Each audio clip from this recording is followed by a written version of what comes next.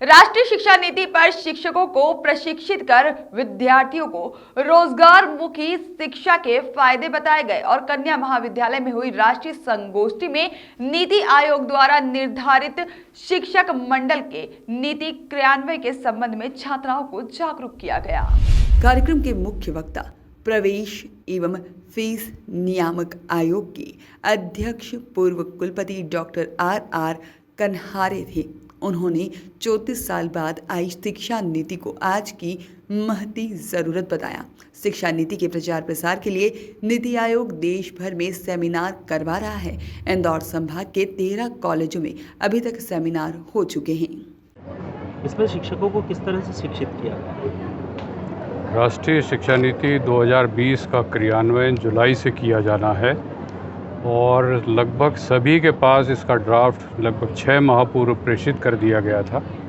पूरे देश में विभिन्न सेमिनार आयोजित किए गए और सेमिनार के माध्यम से विभिन्न बिंदुओं पर बहुत विस्तृत चर्चा की गई है और मैं समझता हूँ कि इस देश के हर शिक्षक के पास बेसिक अब पूरी जानकारी है कि नीति में क्या किया जाना है।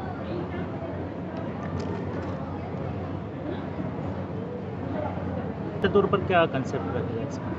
देखिए, ये जो शिक्षा नीति लागू की जा रही है इसमें बहुत सारे बिंदु हैं, लेकिन अगर बिल्कुल विशेष तौर पर आप पूछ रहे हैं तो ये भारतीय ज्ञान आधार पर शिक्षा है, भारत की मूल प्रणाली के आधार पर शिक्षा है, जीडीपी को 6% करना है और जो जीईआर है हमारा जो बहुत कम था इसको डबल करना है और शिक्षा में लचीलापन लाना है और जो विद्यार्थी शिक्षा प्राप्त करके निकलें वो केवल ज्ञान ही प्राप्त न करें बल्कि चरित्रवान भी हों, राष्ट्र के प्रति समर्पित भी हों और केवल इतना ही नहीं बल्कि उनके पास ऐसी कोई विधा भी होनी चाहिए कि वो नौकरी ढूंढने वाले न होकर स्वरोजगार उत्पन्न करके हम अपने प्रदेश को और देश को आत्मनिर्भर बना पाएँ।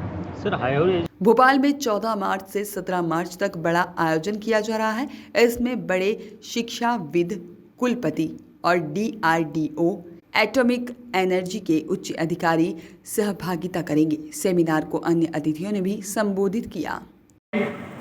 रवि कुलकर्णी जी जो इस महाविद्यालय के विकास के लिए निरंतर कार्य करते रहते हैं, जनभागीदारी के अध्यक्ष के रूप में उन्होंने इस महाविद्यालय को अनेक सौगात दिलाई।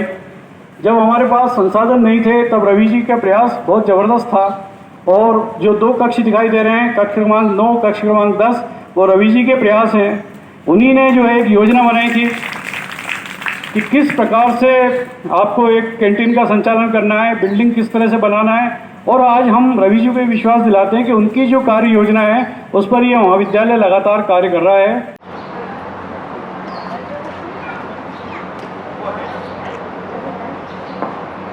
जय जय जय हे वीणा पाणी जय और हार्दिक अभिनंदन करता हूँ। कार्यक्रम को विधिवत रूप से आगे बढ़ाते हुए सर्वप्रथम हम ड्राफ्ट पर हमने चर्चा की थी आदरणीय कानड़ साहब के साथ बैठ करके और किस तरह से जो है नई शिक्षा नीति बनाई जा रही है, क्या क्या चीज़ें उसमें आना चाहिए, वो सारे सुझाव बना करके दिए थे।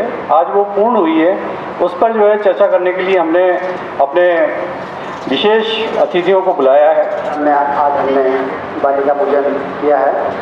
कार्यक्रम को आगे बढ़ाते हुए हमारे मंच पर विराजमान कन्या महाविद्यालय के प्राचार्य डॉक्टर पी गौतम सर से अनुरोध करता हूं कि वे आए और डॉक्टर कांगरे साहब का माला से स्वागत करें। डॉक्टर, पिछली बार जब मिले थे तो शिक्षा नीति पर बहुत सारी चर्चा हुई थी कि शिक्षा नीति में क्या आने वाला है। उसके बाद भारत सरकार ने इस शिक्षा नीति के ड्राफ्ट को स्वीकार किया, इसकी घोषणा की गई और घोषणा के बाद पूरे देश में इस पर विचार विमर्श हो रहा है कि इसका क्रियान्वयन किस तरह से किया जाए।